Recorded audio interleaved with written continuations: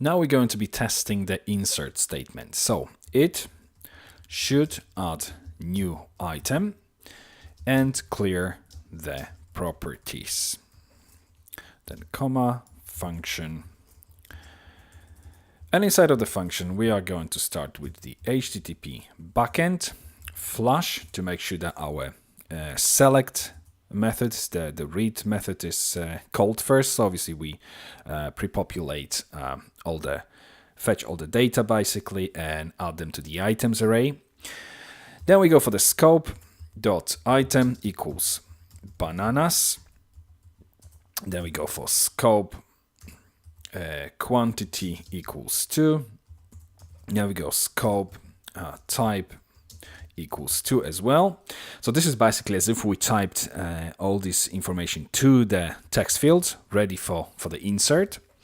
Then we call our HTTP backend mock, and on a new line concatenating expect post, and we providing the URL, which will be mod/insert.php.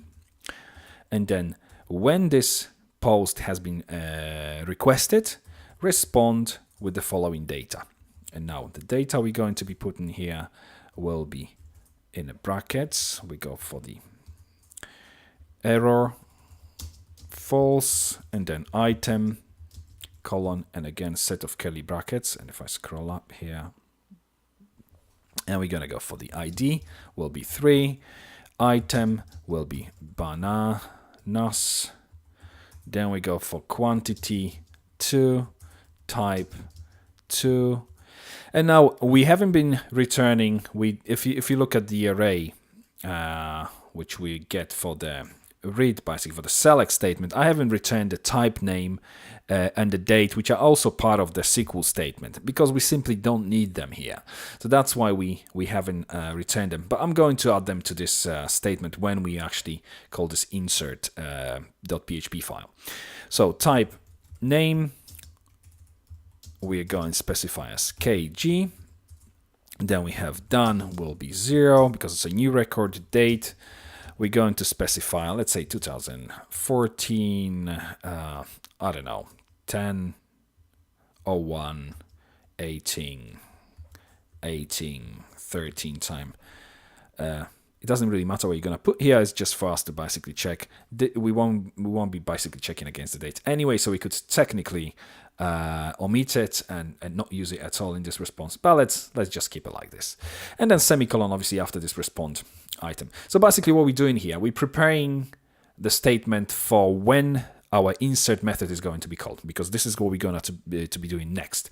So when the insert method is called, which we're expecting the post to be calling this basically insert.php using the post method, respond with the following basically JSON data.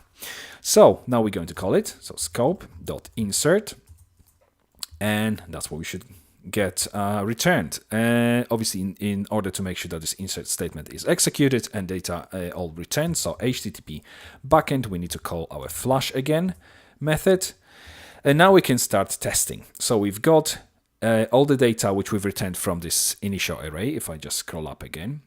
So all this is already returned with this first flush statement, because get is automatically executed, as you may remember, to read all the data. So this first flush statement returned this. So we've got our scope items array already contains all this data. Now we've executed the insert statement with the following data as well. So we've got 3 records in the database after this flush.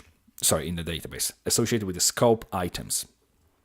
So now what we need to do is to run our expect statement. So expect, and we're going for the scope.items.length should now be, so 2b 3 semicolon, and let's save it and test this straight away. So we've saved this, go back to our browser, refresh the page, and there we go, should add new item and clear the properties. It's all good. So meaning that our first obviously statements is successful, which is all good. Then we expect again, and we go for scope, items, and we go for the second index, which is basically third item in the array, which is our newly added record, because obviously array starts from 0, 1, 2. So the second one is the third record. And then dot, the field we want to return, which is the ID. And now 2b, and again 3, because as you may remember, what we're returning is the ID of this record will be 3. So that should be also good, but we're going to create all of this expect statement and then we simply check it in the browser. So this is for the ID, then expect scope again, items, again index 2, item to be, and this time it's going to be bananas, which is basically the name of our shopping list item. Then if I just copy actually this entire thing rather than typing this over and over again, this time rather than item, we're going to have quantity, so qty should be 2, as we specify quantity as 2. And similar thing for the type. So type to be 2 as well. And I think that's enough for testing basically the data which is inside of this items array. We're gonna create another 3 expect statements. So expect, this time it's going to be scope dot item to be blank, because as you may remember, our insert method, once everything has been returned, calls the clear method as well, which clears basically the fields. And then expect scope quantity to be also blank, and expect scope type to be whatever's been selected last before we've added the record. So to be 2, because this is the type we've associated with this new record.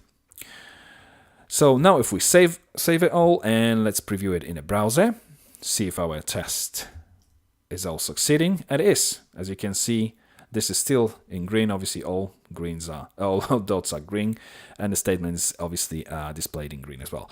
So if we go back to our editor just to make sure that everything works, let's change it and let's say change type to 1. That should obviously throw the error. It should be unsuccessful test.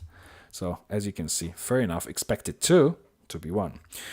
So if we go back, change it back to 2, browser again, refresh, and all tests are successful.